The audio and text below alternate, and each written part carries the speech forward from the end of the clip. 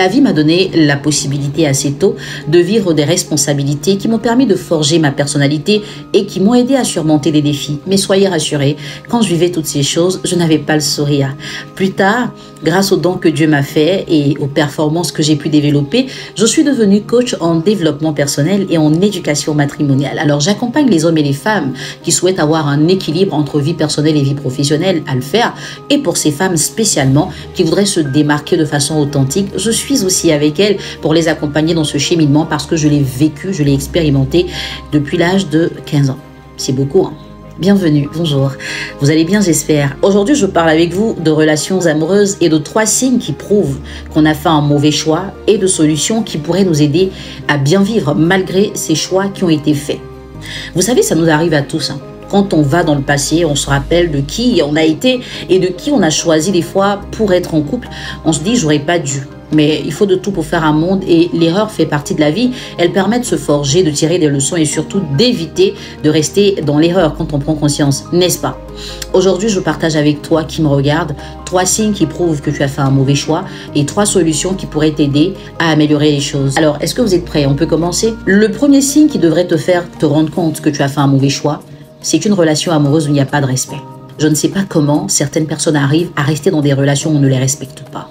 Vous savez, le manque de respect, ce n'est pas qu'on vous insulte. C'est pas qu'on nomme des injures, non. C'est déjà la façon dont on vous regarde quand on vous parle. Une personne qui vous toise, une personne qui vous dévisage, une personne qui, à travers son regard, vous donne l'impression que vous n'êtes rien. C'est une personne qui vous déshabille négativement du regard. C'est une personne qui a des mots, qui a une façon de se comporter avec vous qui vous blesse à l'intérieur et c'est quotidien. Cette personne ne se gêne pas pour vous dire des choses très maladroites juste parce qu'elle pense qu'elle doit le dire. Toi disant, c'est comme ça que je suis. Une personne qui ne tient pas compte de vos opinions, qui s'en fout de ce que vous ressentez, qui ne tient pas compte de vos besoins et qui agit sans réfléchir et qui vous blesse, c'est une personne qui ne vous respecte pas. Et voici les signes que vous devez identifier pour comprendre que vous n'avez peut-être pas choisi la bonne personne. Parce qu'on est d'accord, hein, une relation saine, elle repose sur le respect mutuel. Ça, c'est la base. Ce que je te propose comme solution, c'est de parler ouvertement à ton ou ta partenaire qui a cette attitude envers toi. Dis-lui clairement ce que tu ressens. Tu sais, quand tu me parles comme ça me fait mal. Quand tu me dis ces choses, ça me blesse. Je me suis sentie offusquée quand tu as parlé comme ça de moi devant les gens. Ne te gêne pas pour mettre un nom sur les mots que tu ressens. Parce que, évidemment, il y a des personnes qui sont très maladroites, qui sont mal polies, qui ne sont pas respectueuses, mais qui ont baigné dans une ambiance où toutes ces choses étaient permises. Donc, c'est devenu naturel pour elles. Si tu ne dis rien, elle pensera que c'est aussi naturel pour toi. Il n'y aura pas de changement. La deuxième alerte que tu peux avoir dans ta relation pour savoir que tu as fait un mauvais choix, c'est que vous n'arrivez pas à communiquer. Je dis toujours que le premier contact qu'une personne a avec vous, c'est la communication. Quand un homme vous voit passer, la première chose qu'il fait, c'est communiquer. Bonjour, ça va, vous êtes très belle. Ou demoiselle, s'il vous plaît, vous avez du temps pour moi, hein, je peux vous inviter. C'est la communication. Pourquoi est-ce qu'au fil de la relation, on ne communique plus? Une relation dans laquelle on ne communique pas, on est en train de la préparer à la fin. Parce qu'on ne peut pas vivre avec une personne qu'on n'apprend pas à connaître. Et on ne peut pas connaître une personne si on ne lui parle pas. Et on ne peut pas parler à une personne si on n'est pas ouvert à la communication. Les personnes qui ne communiquent pas sont les gens qui ne tiennent pas compte de ce que ça peut vous faire de ne pas communiquer. Donc ces personnes prennent la décision délibérée de ne rien partager avec vous. Ces personnes choisissent de ne pas vous confier ce qui les intéresse. Elles ne vous disent absolument rien sur comment vous devez être avec elles. Et elles espèrent que vous puissiez deviner cela. La communication est essentielle pour bâtir une relation amoureuse solide. Grâce à la communication, on apprend à se connaître, à se comprendre et on peut facilement résoudre les conflits. Donc si dans ta relation, il n'y a pas de communication, elle est prête à aller vers la fin. Tu peux te sentir incompris ou incomprise et chaque fois que tu tentes de discuter, ça se solde par un échec. Ah non, j'ai pas envie de parler maintenant, non, j'ai pas la tête à ça. Ah bon, arrête ça, tu en fais un peu trop. Ce sont des phrases, des expressions qui vont briser la communication dans ta relation. Si évidemment tu es concerné par ce fait, vas-y tout de suite trouver la solution. Créez un cadre de communication avec ton ou ta partenaire où vous allez vous dire les choses les plus simples. Ça a été ta journée, alors qu'est-ce que tu as le plus aimé? Qu'est-ce que tu as fait aujourd'hui que tu n'aurais pas fait hier par exemple? Des petites choses intéressantes. Tu as mangé quoi aujourd'hui? Ça t'a plu ce que tu as mangé? Tu aurais voulu manger quoi par exemple? Ça, c'est une petite astuce si ton partenaire ou ta partenaire n'est pas très expressive. Parce que les personnes qui ne sont pas expressives communiquent à leur façon. Sauf qu'elles ont un problème de confiance envers les autres parce qu'elles ne se font pas confiance elles-mêmes. Elles traînent des fois des blessures du passé. Donc vous ne comprenez pas leur silence, leur mutisme. Ce n'est pas fait pour vous faire mal, mais ça vous fait mal, évidemment. Parce que vous ne pouvez pas être en couple avec une personne sans savoir ce qu'elle pense.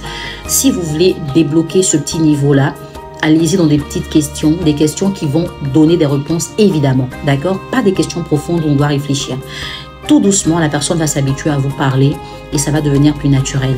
Mais si vous avez affaire à une personne qui communique, qui extériorise très bien ce qu'elle ressent, mais qui n'accorde pas d'intérêt à communiquer, il faut faire asseoir cette personne et lui dire clairement, écoute, si on ne se parle pas, on ne va pas se comprendre. Et si on ne se comprend pas, c'est bien difficile qu'on puisse rester ensemble. Parce que tu penseras à quelque chose, moi je penserai à autre chose. Je vais croire que je suis sur le bon chemin alors que non.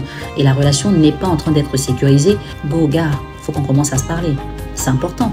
La première fois quand tu m'as dragué, tu m'as parlé. Pour te dire oui ou non, je t'ai parlé. Continuons comme ça. C'est quoi le truc? Il y a des personnes qui dans leur relation ne sont pas à l'aise du tout. En face de leur partenaire, ces personnes sont obligées de porter un masque. Elles ne sont pas vraies, elles ne sont pas elles-mêmes. Parce que cette relation, en fait, c'est un peu comme un rôle qu'elles sont en train de jouer parce que le partenaire ne les a pas validées selon qui elles sont. Donc, pas dans l'authenticité. Ou elles se sont présentées comme une personne différente et c'est cette personne que le partenaire a validée. Du coup, dans le prolongement de la relation, elles ont beaucoup de mal à dire qui elles sont en vrai. Elles ne veulent pas que ça fasse une double information. Donc, ces personnes-là, dans leur relation, ne sont jamais à l'aise. Hein. Elles sont toujours gênées. Elles ont honte de tout. Elles n'assument pas de dire ce qu'elles pensent. Je me souviens comme ça d'une jeune dame que j'ai accompagnée en coaching qui disait qu'elle adorait aller en boîte de nuit. C'était ça son kiff. Mais quand elle a rencontré son partenaire, c'était une période pendant laquelle elle voulait se retirer un peu du monde de la nuit. Et quand monsieur lui demande quelles sont tes distractions, elle cite tout sauf les boîtes de nuit. Et chaque fois qu'il veut l'inviter en boîte de nuit, elle refuse. Puis il s'est dit qu'elle n'aimait pas les boîtes de nuit. Et à aucun moment, elle lui a fait croire le contraire ou même elle lui a expliqué « Avant, j'adorais, maintenant je veux arrêter, donc j'évite d'y aller ». Son partenaire s'est dit « Elle n'aime pas les boîtes de nuit ». Donc, pendant 8 ans de relation, ils ne sont pas partis en boîte de nuit. Et elle en avait marre. Elle saturait et bouillonnait à l'intérieur d'elle-même. Il est arrivé donc un moment quand son partenaire a pris des vacances qu'il est allé à l'extérieur. Elle s'est rattrapée avec des copines et elle a déliré à un point où ses photos sont sorties et son partenaire les a vues. Il a vu une personne totalement différente. Il s'y attendait pas du tout. Ça a été un choc. Et ça a été un gros problème dans sa relation. Si tu es en train de jouer un rôle dans ta relation en ce moment-là, arrête de jouer le rôle. On ne va pas te payer pour ça.